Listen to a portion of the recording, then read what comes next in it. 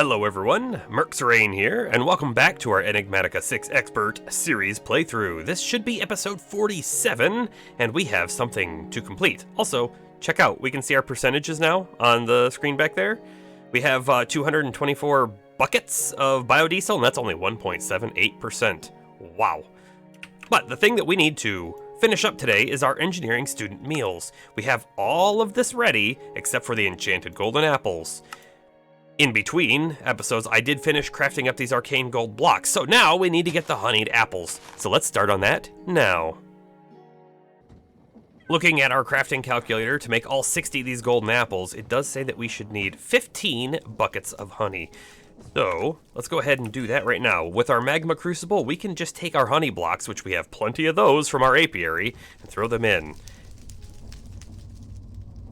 Let's make sure that our reservoir is set to fill. And then we're going to gather it here in just one moment.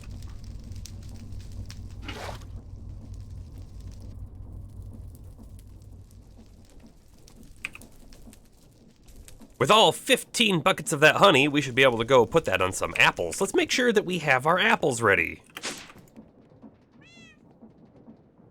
We do. We needed 60. And there's our 60.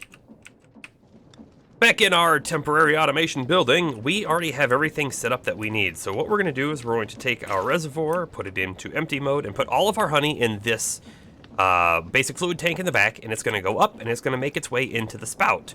However, right, we need to ensure that we have our apples in. This is how we're going to honey the apples.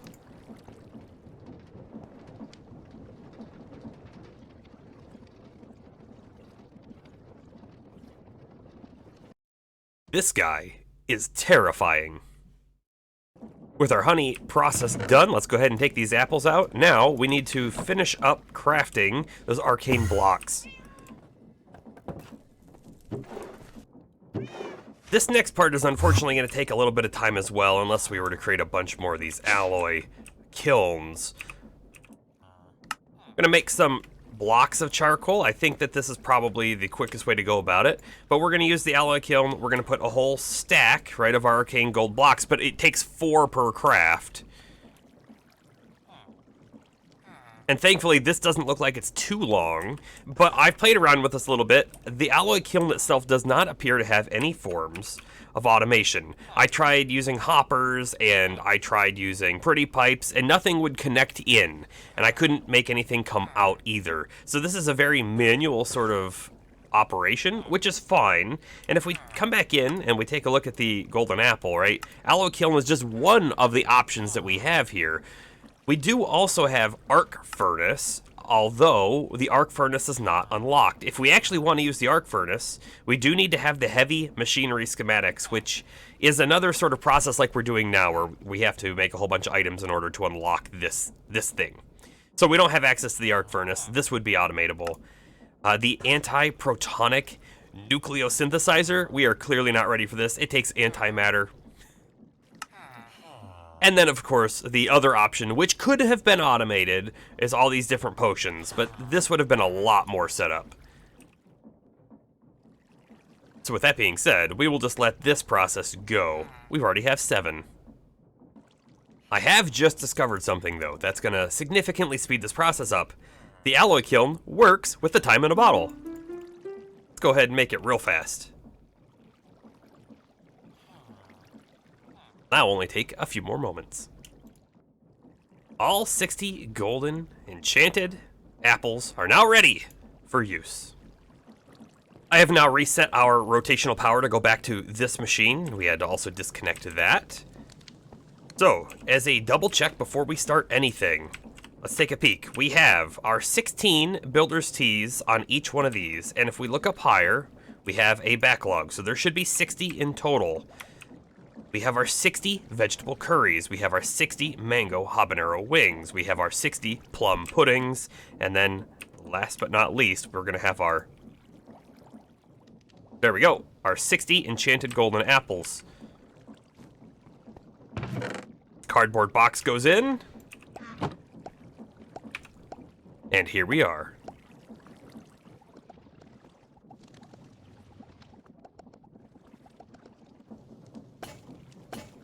Here we are.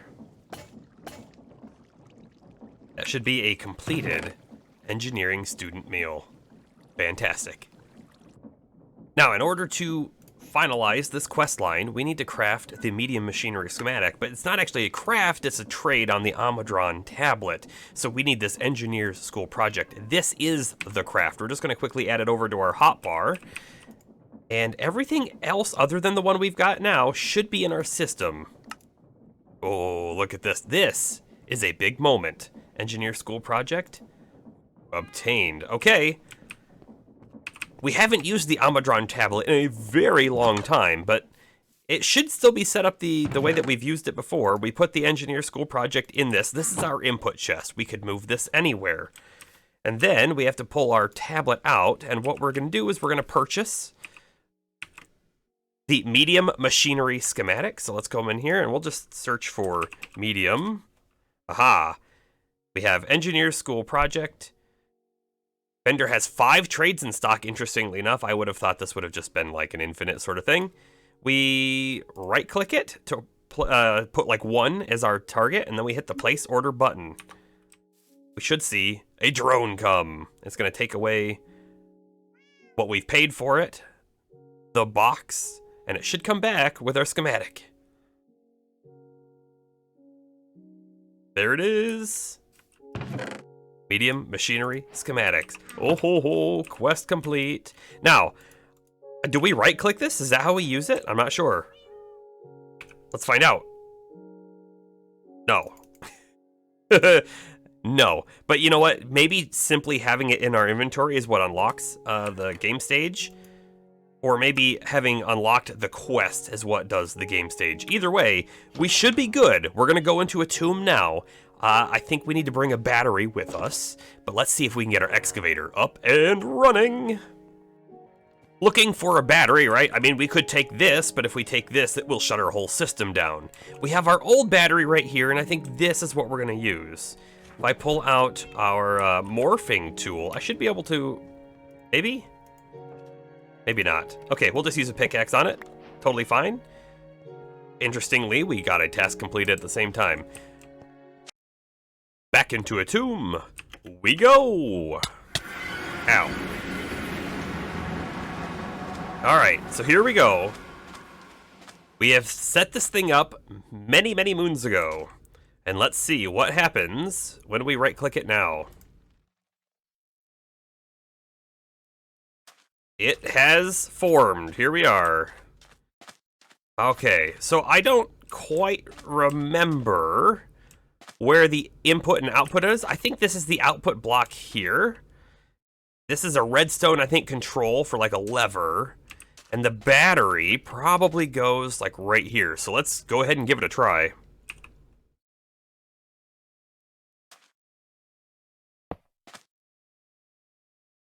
Okay, it is definitely drawing power, and it's drawing power quickly. Let's go ahead and get a chest set up like right here. Is anything coming out?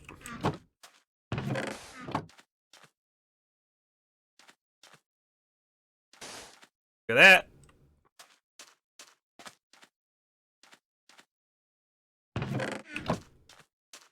We are already out of power. Man, okay. So we need we need to come up with a system for either creating power over here or sending it wirelessly through a dimension. I came back with the larger battery that we typically use in our apiary. Right, it can hold 6 million versus this one was only 1 million. I kind of wanted to see if we're going to get anything out of this. We can definitely see, right, when the wheel turns, which is turning very slowly. The items it's picking up are being deposited here, and it does appear that they're coming out here. But it's just strange sand at the moment, even though we definitely want to see more than that.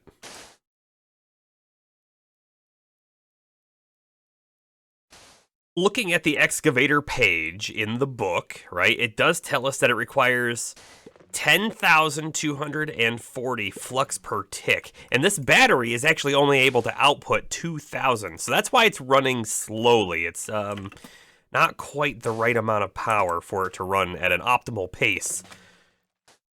Our power situation is definitely showing its rudimentary properties. We're going to need to be looking into very soon how to get some better power sources and, again, the wireless transformation or being able to set up, remote sort of, I need to power this thing stations. That kind of stuff. Let's talk about wireless power. Well, Powah itself has these energy cells, right, which we are using downstairs. Now, they can be upgraded to ender cells. Let's take a look at an ender cell. So this ender cell takes basic capacitor large, which we can make. And in fact, we should probably create an automated system for these. Just very specifically, we're probably going to need a lot of them. It also takes a flux block, which is flux dust, which we know how to do, right? We pound it with obsidian, right? This can probably also be automated, not too difficultly. And then we need these flux cores. We also need the flux cores out here. So a flux core comes from obsidian, which we have, flux dust, which we also can make, and then this is the key piece that we need to figure out how do we get there? How do we get to an ender core? Let's take a look at it. It takes a lot of power in an energizing orb, a lot. But dielectric casings we can make these. Ender overseers are not actually that difficult. They take Eye of Ender, which we know how to make, polished rose quartz, which again is just rose quartz sanded, which we could make, a automated system for that too if we really wanted to. And then abyssaline. Abyssaline is just obsidian and prismarine shards, and we get these prismarine shards from our diamond bees. So not too difficult to make that. This, unfortunately though, is the key piece that we would be missing. And so this is, I think, where our next large goal might be this spawner core. And in order to get there, I think we're going to create a lot of systems along the way. Please note that it does say Enderman 100%. All right, so this has to be a pure Enderman core, which honestly shouldn't be that hard to do in the end. But let's take a look. How do we make a spawner core? A spawner core, you can either extract them with a spawner extraction tool out of an actual spawner that you found somewhere, right? And then the spawner core will be whatever it was. So if this was a zombie spawner, it would be a zombie core. Skeleton spawner, skeleton core. You get it. But if we don't have, we don't have an Enderman spawner, so we have to create an Enderman core. How do we do that? In the pneumatic processing plant, we can convert essence. This is, your experience. You can convert this essence into a spawner core empty. Okay, let's read this. Spawner cores extracted from a vanilla spawner contain the pure essence of a single creature, but a vacuum trap can be used to build cores with multiple essences. But also, I think the key that we should probably take out of here is the vacuum trap, if supplied with a single enemy, would create a 100% pure enemy core. At least I think so, right? So let's take a look at the vacuum trap. In our Pneumatic Craft tab, right over here, we have over here, this is where the vacuum trap is. So how do we get there? Well, first we need to make a vacuum pump. Okay, the vacuum pump, easy to make. All of this stuff is stuff we've done before. The next item though, the spawner extractor. This is where things are gonna get a little more challenging. This spawner extractor takes mechanical craft, okay? These hemolip sacks, the warped muscle, we might need to create some sort of animal farm in order to get our hands on these. Drill pipe, not hard to make at all. But then we also have advanced machine frame. This is what I want to focus on, not these. We'll figure these ones out too, but this advanced machine frame, it needs a dissolution chamber and pink slime. So pink slime's gonna be its own thing entirely. But before we even think about that, how do we get the dissolution chamber? So we can either make it with a dissolution chamber, that's not gonna work, but we can make it with a big mechanical crafting setup. This takes plastic, which we can make, elite fluid tanks, which we cannot make yet without reinforced alloys. We need the reinforced alloys here as well, and I think everything else should mostly be fine. It's just these reinforced alloys. They are the gate for this craft. So let's take a look at that. An arc furnace. out of the question. We can't make the arc furnace right now. But an induction smelter we can, and it takes the same materials. Copper, easy enough to get. Aluminum, easy enough to get. Lithium. We don't have lithium, so let's take a look at how we can make lithium. We could either use a Mekanism machine, which takes other Mekanism pieces, and we're just not set up for Mekanism yet. But it also comes from a TPP, right? The Thermo-Pneumatic Processing Plant. From liquid lithium. Okay, this actually looks like an easy recipe. We need... Well, it looked like an easy recipe until I looked at this. We need a very high negative temperature. We might be able to get that. Actually, is this negative 273 all the way up to positive 180? Because if that's the case, then that just means it'll run at room temperature. We'll figure that one out when we get there. But the liquid lithium, okay? We've got all these different machines again, distillation tower, that kind of stuff, but let's actually just look at the refinery controller. So we can make these, and they take in brine, and they have liquid lithium output. It's small, right? 1 millibucket. And a lot of 9 millibucket dense steam. I don't think we really want the steam for anything, so we'll probably just void this. But the liquid lithium, all right, this comes from brine. The brine comes from water. Water into brine and dense steam.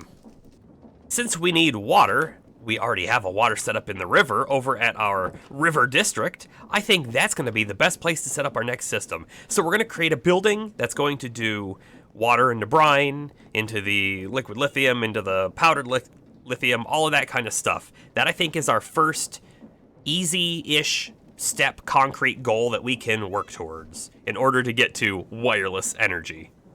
How about we quickly go through and accept a whole bunch of quest rewards? I have all of these little exclamation marks. I've got lots of them to do. Most of them are just things like XP, which is also fine. But there are some things that are not. I believe I got this Rod of the Lands from the villager quest system that's out in the village. So let's get the rare Botania loot box. The pasture seeds, at least. Wand of Symmetry, right? We made this multiple episodes ago, and this has a legendary create loot box. All right, and then Simple Lights Scavenger Delight. That, whoa, almost. Oh, that's a lot of things. Let's not actually accept those. Let's take a peek at what we already got. Pasture Seeds, Ender Pearl, Paper, and Chromatic Compound. I don't think that's epic.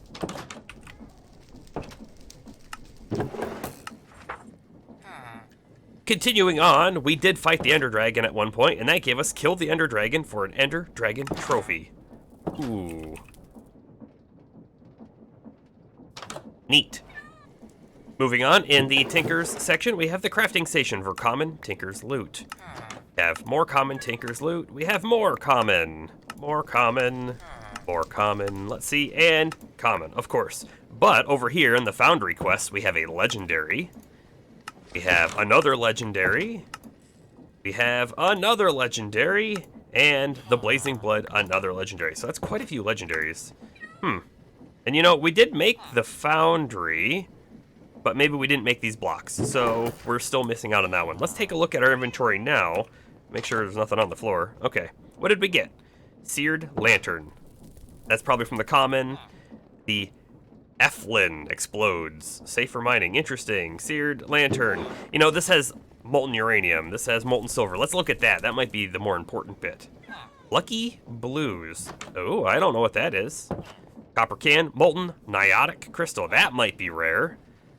Signalum. Not too rare. Molten Manulin. I think we can make this, but kind of rare. In the storage section, we have a Foundry controller listed here. Some nether grout. We'll take it. Easy enough to make. The automation. Oh, okay.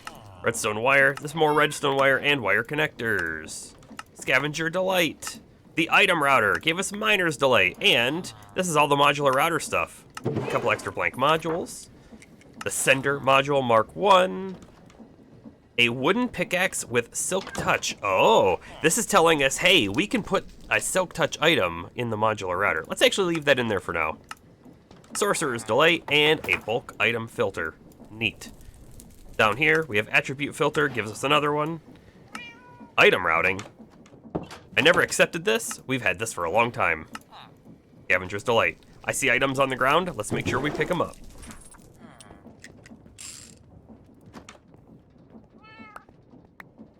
tin, lead, lapis, silver, gold. Oh, a reinforced chest. Those are nice. Aluminum, blank module. The enchanted book had piercing 4, ender disruption 4, and magic protection 4. Interesting. Wixie shards. In the refined storage section, we have a just refined storage loot box and another one. Let's take a real quick peek and see what those are. An exporter and some 1K storage parts. Ooh, actually, crafting of these is disabled and expert. I wonder if we weren't supposed to be able to get these. Interesting. We have quite a few things to pick up in Create. A rare, another rare, an epic, rare, epic. I guess we've made these copper handles, but you know, we've never had one in our inventory apparently. And then a legendary, and a large cogwheel, and a legendary. Alright, electron tubes, precision mechanisms. We got some builder's tea. A little too late for that. Brass casings, tree fertilizer, and adjustable crate. You know, we haven't used one of these. We should play around with one. In the Pneumatic Craft section, we have some drone boxes. Epic. This one is a collector drone with a refined obsidian hoe. Let's leave that in there for now. Ah, some upgrades. I love those. And this one has a rare box. The fluid mixer, red mushroom, and podzol. You know what? I'm gonna leave those there for now. The yeast culture, epic box. What do we get? Speed upgrade, reinforced brick, volume, compressed iron ingots. Not bad stuff. In the Powah section, we have the energy cell. In the RF tools section, we made a timer quite a long time ago. Thermal series, exotic elements. You know, I got a lot of these out of the villager quest system. And I got this out of the villager quest system too. Almost certainly.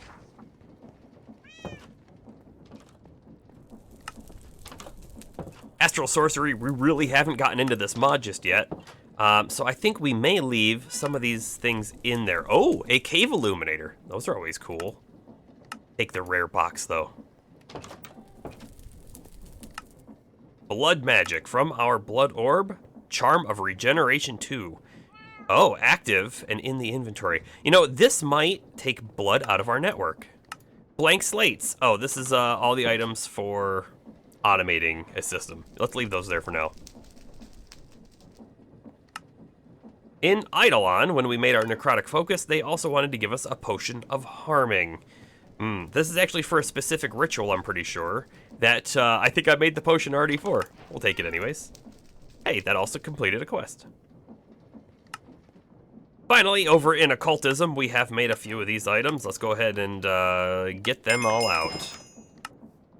Mostly XP so far. And finally, taking another look at our inventory, we got a block of star metal. That sounds rare. Oh, a whole bunch of epic Oreos. Those are pretty epic. Dielectric paste. And some thermal upgrades. Interesting.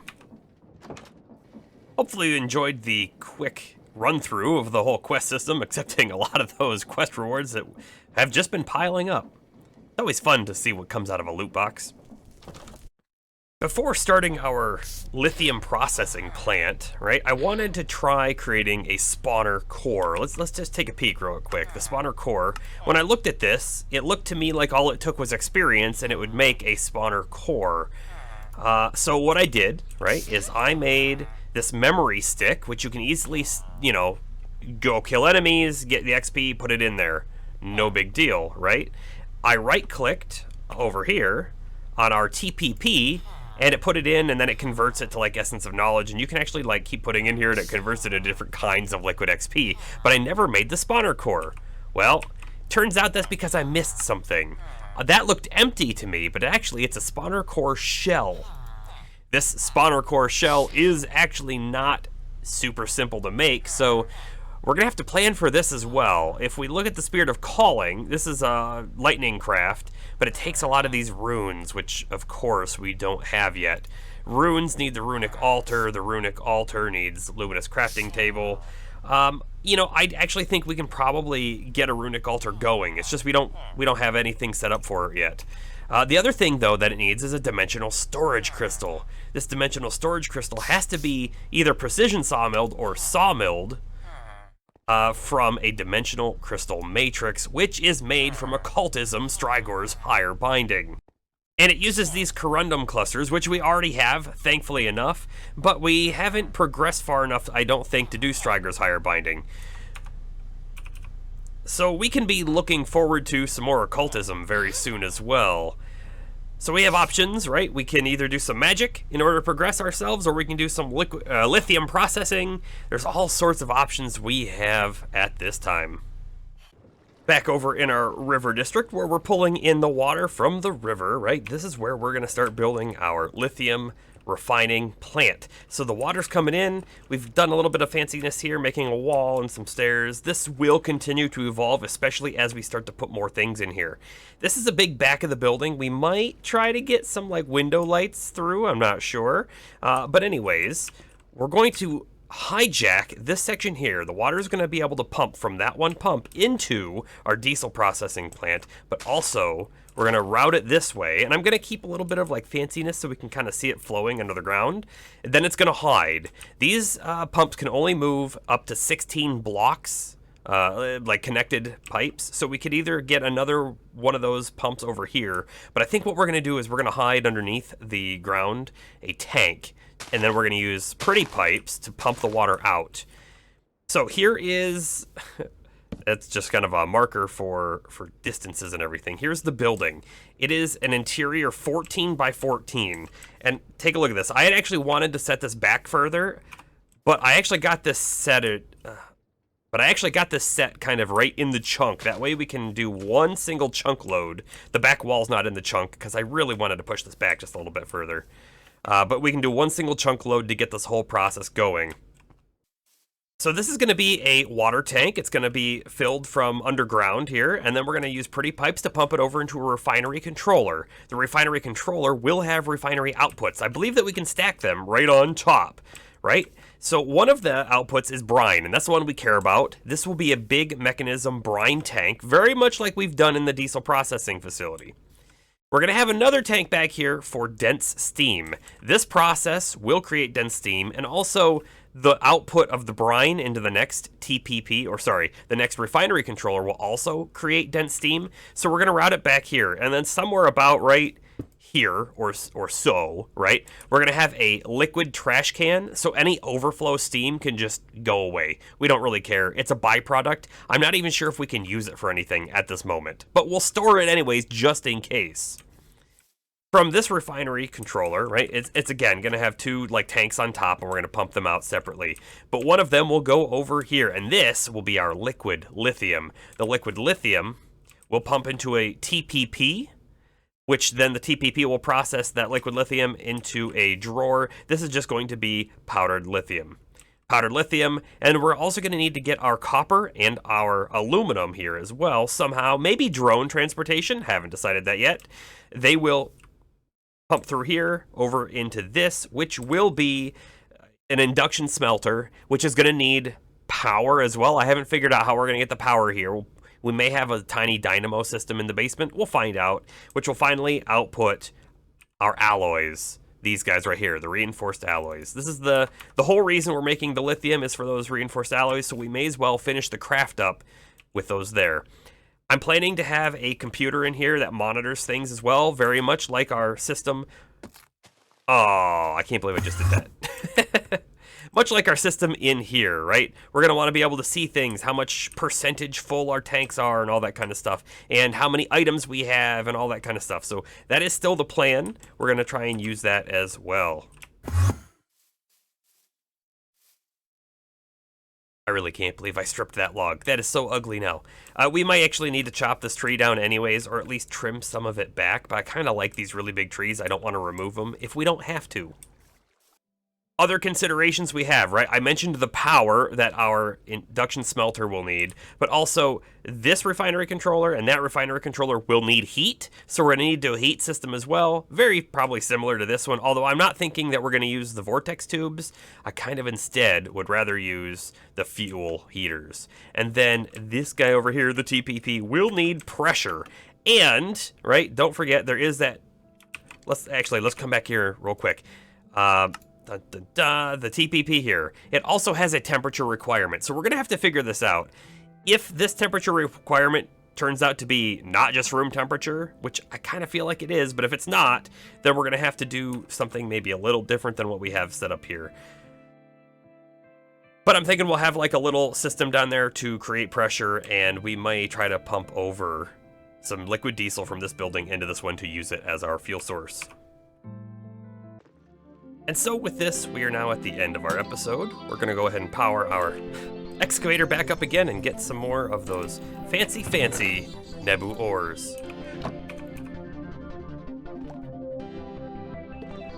We made quite a lot of progress today getting this thing up and running, but now we've, of course, encountered the next problem. So as we work on our new power systems and how to transport power and all of that, we'll finish the lithium building in the next episode and hopefully make some magical progress as well. We'll see. Hope to see you then. This is Merc Strain signing off.